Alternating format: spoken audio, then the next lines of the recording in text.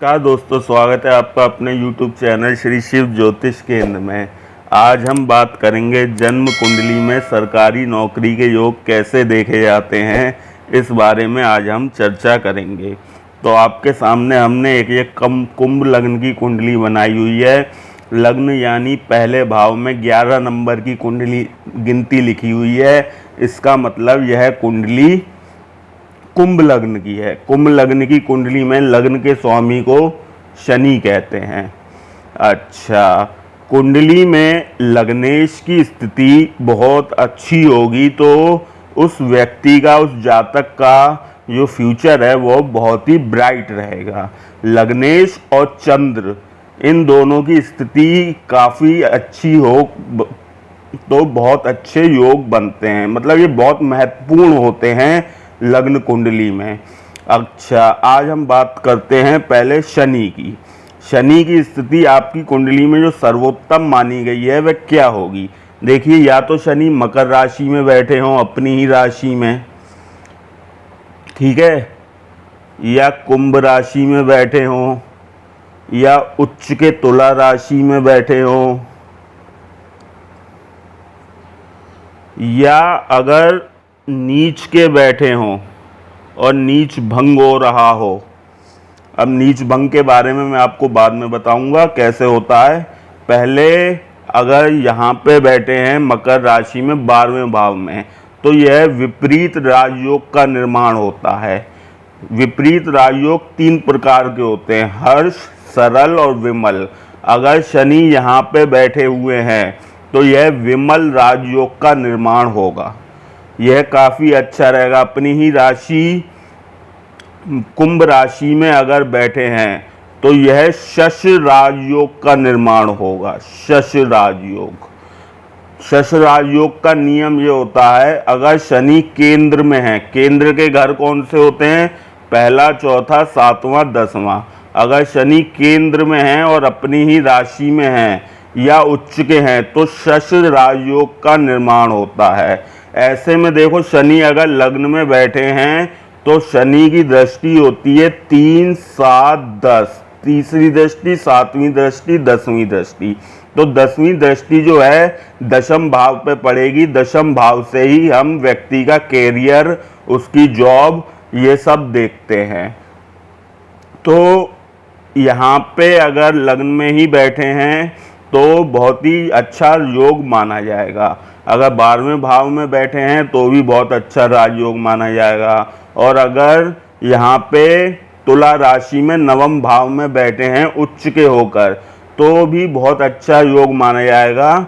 ऐसे में भी गवर्नमेंट जॉब के चांसेस बहुत अधिक रहते हैं। अब अगर नीच के बैठे हैं तो नीच भंग कैसे होगा शनि का, ये मैं आपको बताता हूँ। देखो, अगर शनि नीच के हैं, ठीक सामने 7वें घर पे सूर्य भी नीच के बैठे हुए हैं, तो दोनों का नीच भंग हो जाएगा। शनि का भी नीच भंग हो जाएगा, सूर्य का भी नीच भंग हो जाएगा। दोनों उच्च के समान फल देंगे। एक तो नीच भंग का ये नियम होता है।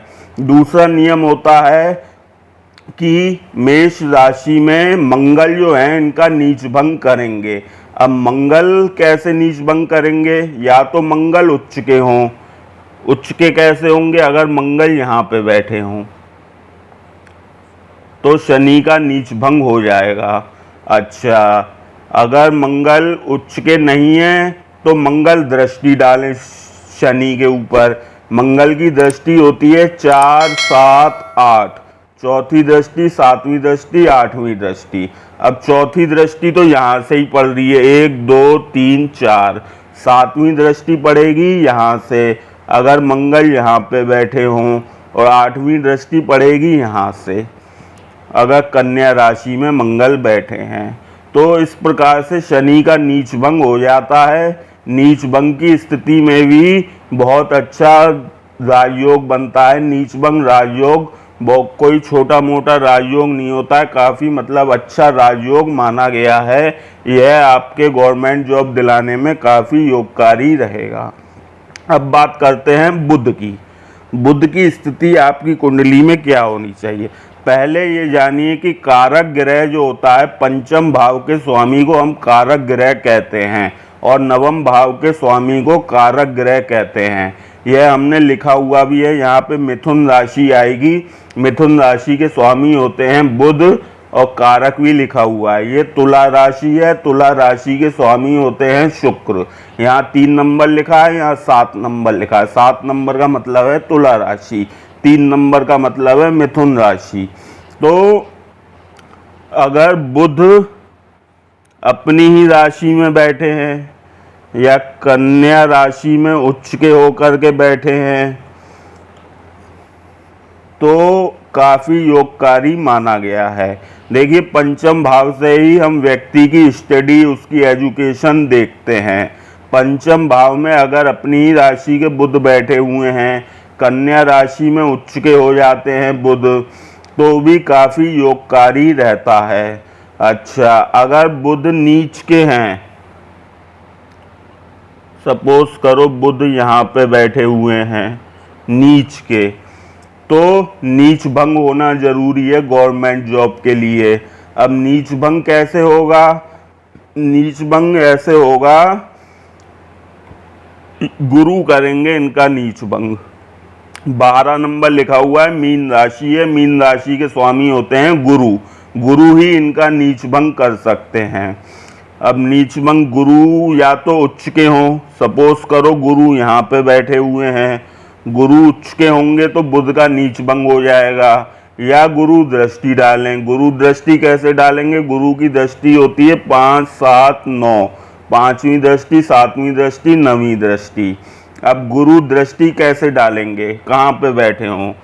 1, 2, 3, 4, 5। अगर गुरु यहाँ पे बैठे हों 6, 7, अगर गुरु यहाँ पे बैठे हों 8, 9, गुरु उच्च के हों, लिखा ही हुआ है, तो ऐसे में बुध का नीच भंग हो जाएगा और ऐसे में भी गवर्नमेंट जॉब के चांसेस अधिक रहेंगे क्योंकि कारक ग्रह उच्च का माना जाएगा। अब बात करते हैं शुक्र की। शुक्र की स्थिति आपकी कुंडली में क्या होनी चाहिए? देखिए, शुक्र या तो अपनी ही राशि में बैठे हों। अब शुक्र तुला राशि के भी स्वामी हैं और वृषभ राशि के भी स्वामी हैं, समझ रहे हैं? 2 नंबर लिखा हुआ है, वृषभ राशि के स्वामी हैं। या शुक्र उच्च के हों। उच्च के कैसे होंगे? मीन राशि में शुक्र उच्च के हो जाते हैं, ठीक है। अगर शुक्र उच्च के हैं अपनी ही राशि में या भाग्य भाव में अपनी ही राशि में बैठे हुए हैं, यह कंडीशन होती है, इसमें भी काफ़ी गवर्नमेंट जॉब के चांसेस रहते हैं। अगर बुध शुक्र नीच के हों, सपोज करो शुक्र यहाँ पे बैठे हुए हैं, तो इनकी युति होनी चाहिए, बुध और शुक्र दोनों एक साथ बैठे हुए हों। देखिए, सूर्य, बुध और शुक्र यह गोचर में लगभग साथ में ही रहते हैं। कभी एक घर आगे, कभी एक घर पीछे हो जाते हैं। अधिकांश कुंडलियों में सूर्य बुध की या बुध शुक्र की या सूर्य शुक्र की युति देखने को मिलती है अधिकांश कुंडलियों में। तो बुध शुक्र का नीच भंग होना बहुत सी कुंडलियों में देखा गया है, तो यह भी एक बहुत अच्छा राजयोग माना गया है। अच्छा, अब मंगल की स्थिति क्या होनी चाहिए? दशमेश मंगल हैं। दशमेश का मतलब दशम भाव के स्वामी को हम मंगल कहते हैं।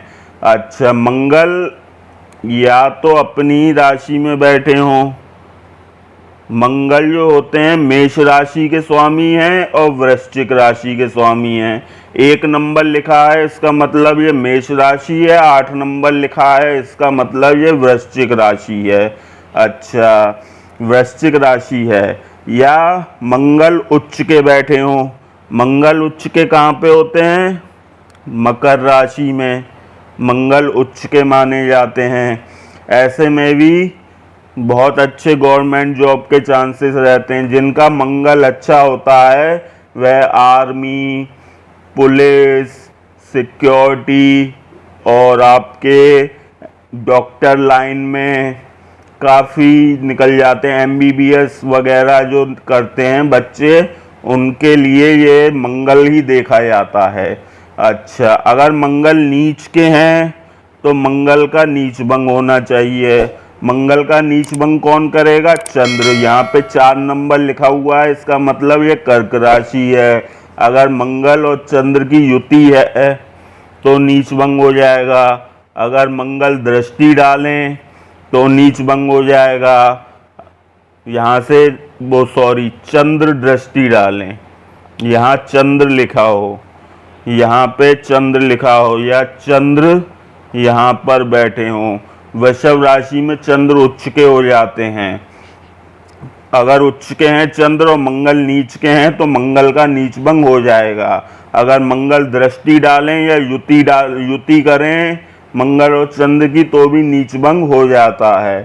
तो इस प्रकार से मंगल की वैल्यू जो है यहाँ पे वृश्चिक राशि में हो, मेष राशि में हो या मकर राशि में हो, अगर कर्क राशि में हो तो नीच भंग होना आवश्यक है, जरूरी है गवर्नमेंट जॉब के लिए। तो ये 4 ग्रह कुंडली में करियर से रिलेटेड काफ़ी वैल्यू रखते हैं।